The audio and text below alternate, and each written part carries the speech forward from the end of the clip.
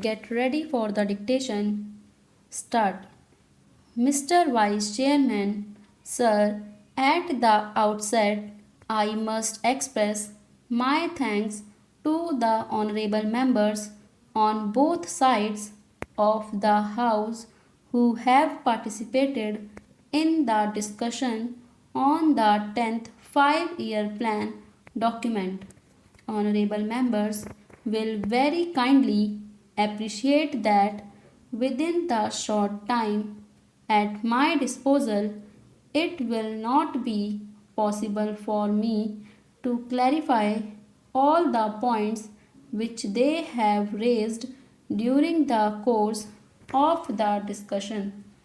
I am going to confine my remarks to certain important aspects of the discussion, though I have taken note of almost all the points which honorable members made during the course of the discussion. At the outset, I must also say that one of the honorable members was pleased to ask what is the purpose of having this kind of discussion 1.5 years or almost 2 years after the plan has started.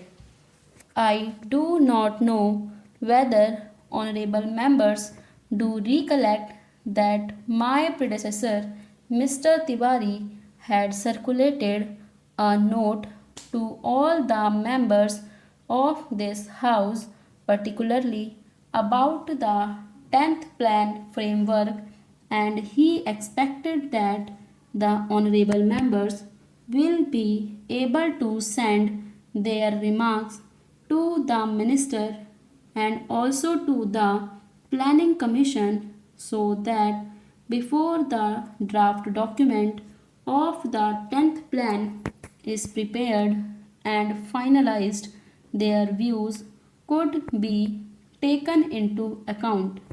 How many members sent this kind of information is a matter which I will have to inquire into, but that exercise was gone into, and now the plan was finalized in February 2001, and thereafter we have taken the earliest possible opportunity to see that the plan is discussed in both the houses.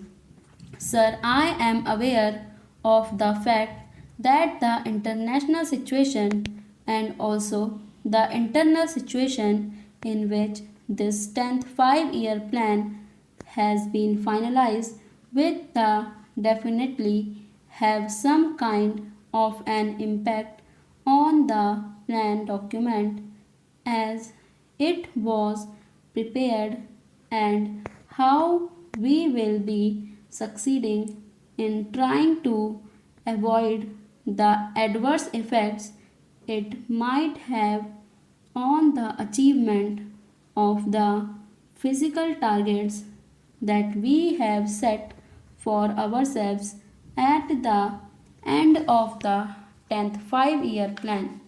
Sir, there are 3 points which we mentioned by all the honorable members.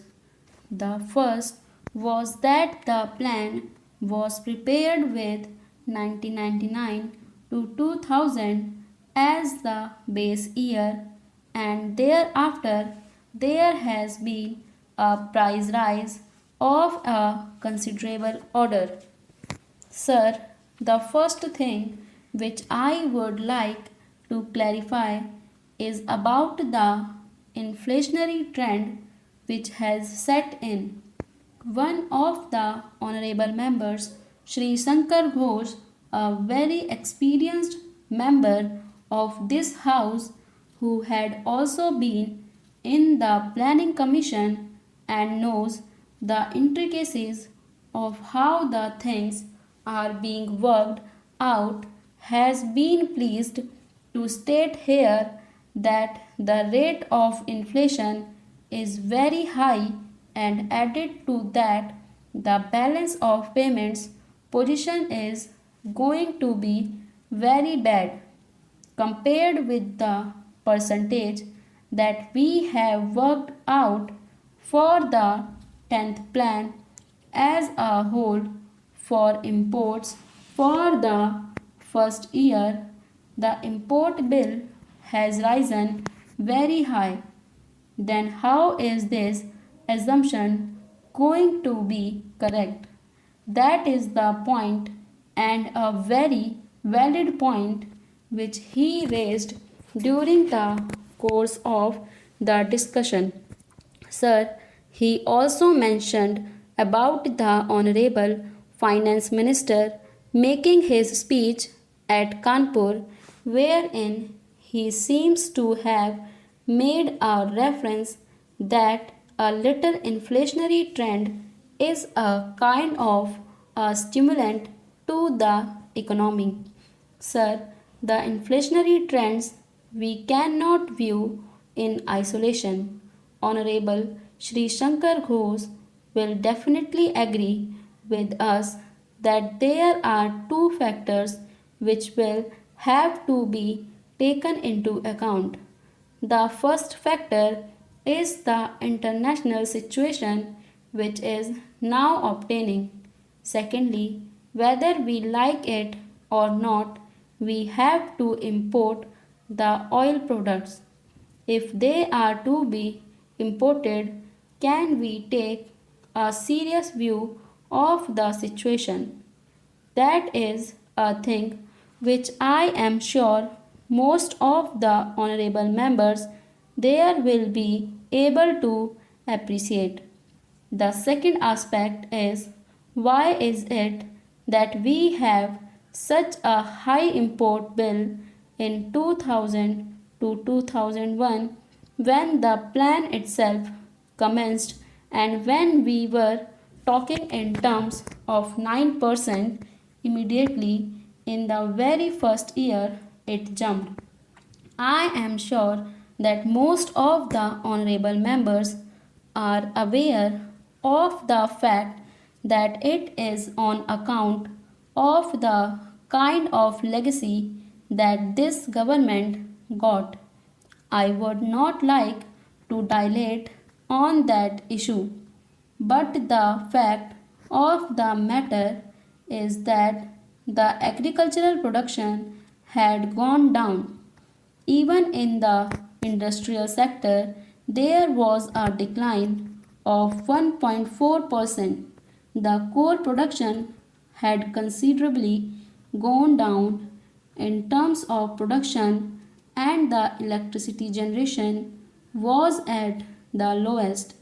If we had to make a beginning, which in fact is within the control of the Government of India, with these infrastructural facilities which will have to be provided both in the agricultural sector and the industrial sector, concerted efforts will have to be made.